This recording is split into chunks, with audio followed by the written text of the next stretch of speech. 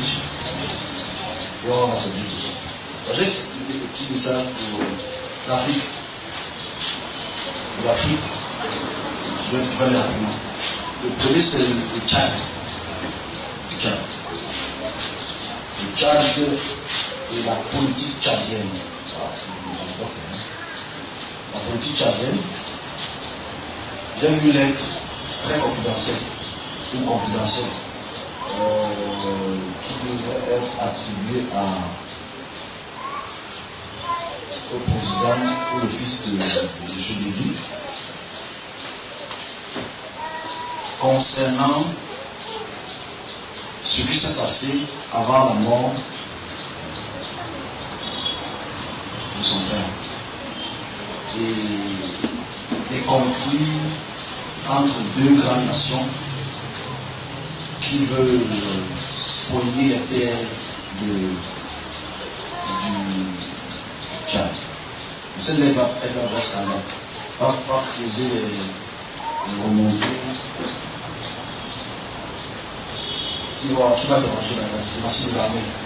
Parce que ça concerne l'armée, une armée.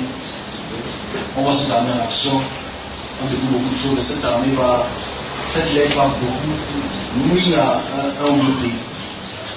Et ça va réveiller les Africains encore peut-être un peu plus dans cette idéologie de séparation avec la ceinture coloniale. Donc c'est le Tchad, une lettre confidentielle de haut gradé va être découvert et ça va apporter beaucoup de choses. Alors maintenant le but de cette vision c'est quoi? C'est pour dire qu'on voit beaucoup, oui. Et le but c'est d'expliquer cela avant, et je ne sais pas si le gouvernement va écouter ce message, le match a écouté ce message, pour peut-être la carrière discrète, pour que ça n'apporte pas plus de revendications, de séparation entre la ceinture coloniale et le pays. Je descends à l'est du Tchad, et j'atterris en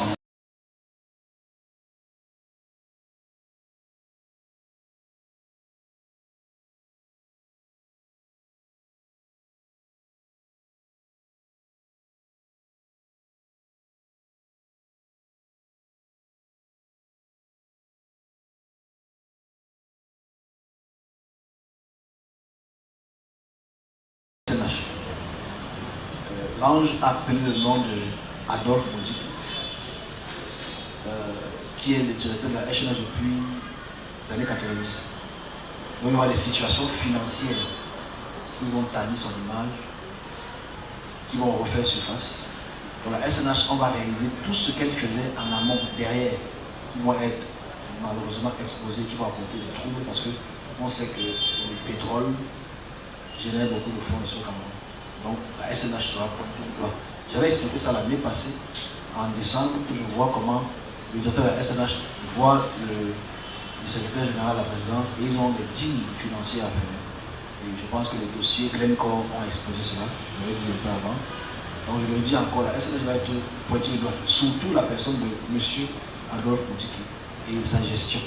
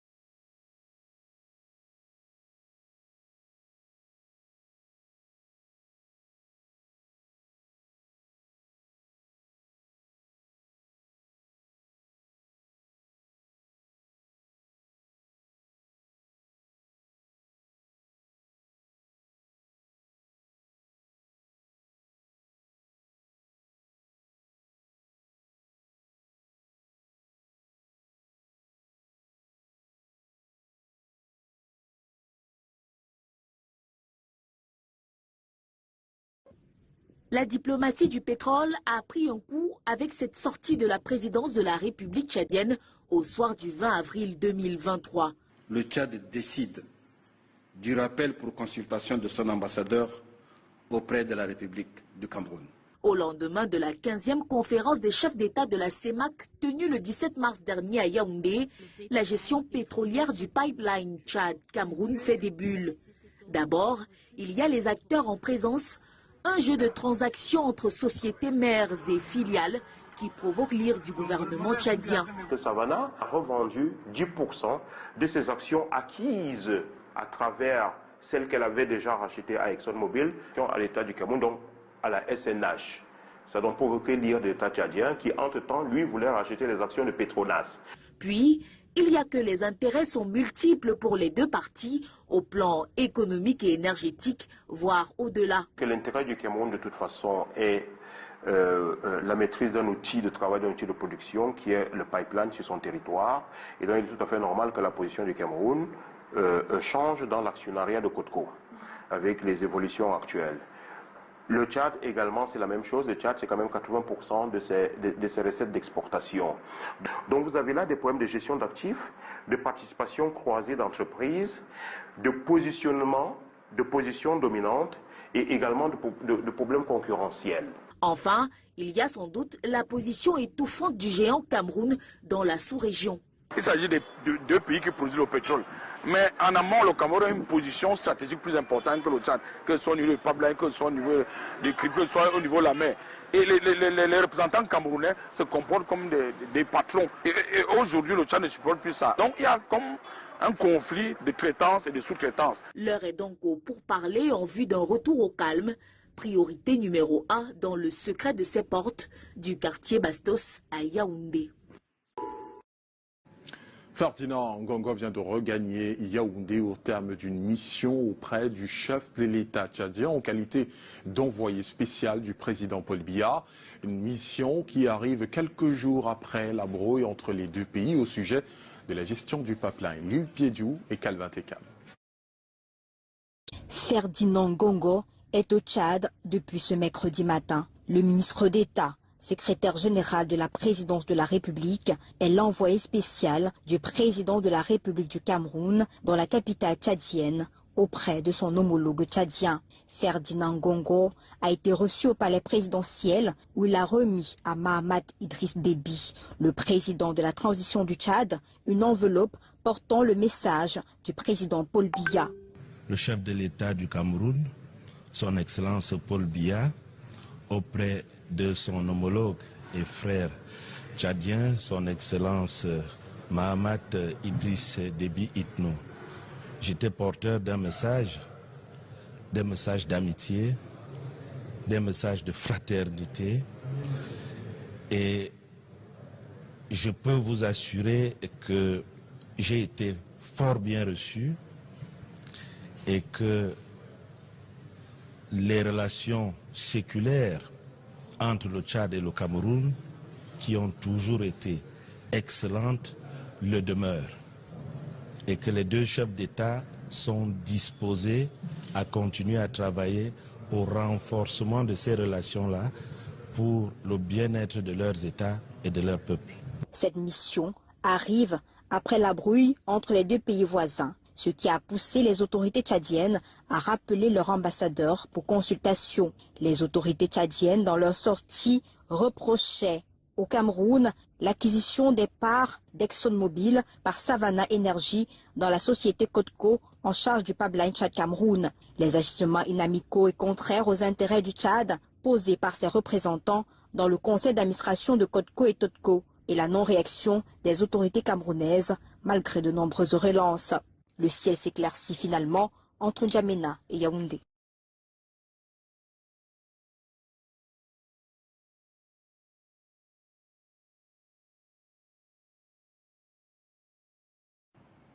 Communiqué de la présidence de la République.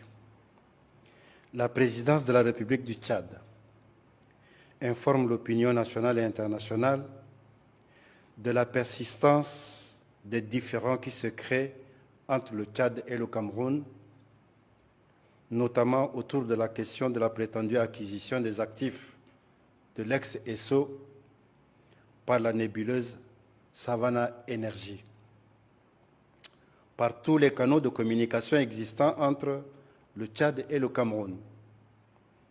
La question a été soumise à l'attention du Cameroun tout en l'informant également des agissements inamicaux et contraires aux intérêts du Tchad posés par ses représentants dans les conseils d'administration de CODCO et CODCO. Plusieurs lettres de suite ont été adressées aux autorités camerounaises, lettres qui sont restées sans réponse. Il est à noter que dès l'entame des discussions au sujet de la venue de la société Savannah Energy au Tchad, il est apparu que derrière cette société gravitaient de nombreuses personnalités camerounaises et d'autres pays africains qui n'ont cessé d'interférer auprès des officiels tchadiens. En ce jour, 20 avril 2023, par voie de presse, le Tchad a appris la signature d'un accord prévoyant la cession par une filiale de Savannah Energy PLC de 10% du capital social de Cameroun Oil Transportation Company SA, CODCO, en contradiction avec les conventions et les statuts de CODCO à la Société nationale des hydrocarbures, SNH, du Cameroun.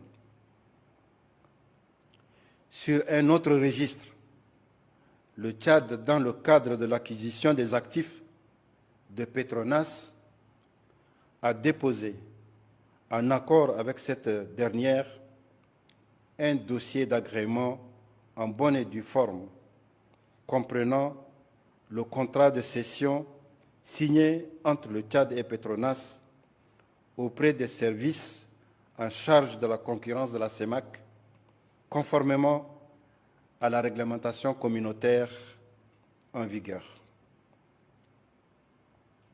À ce jour, plus d'un mois après, il revient que seul le Cameroun n'a pas répondu aux lettres de demande d'avis de non-objection adressées par la CEMAC à chaque ministre en charge du commerce des pays membres.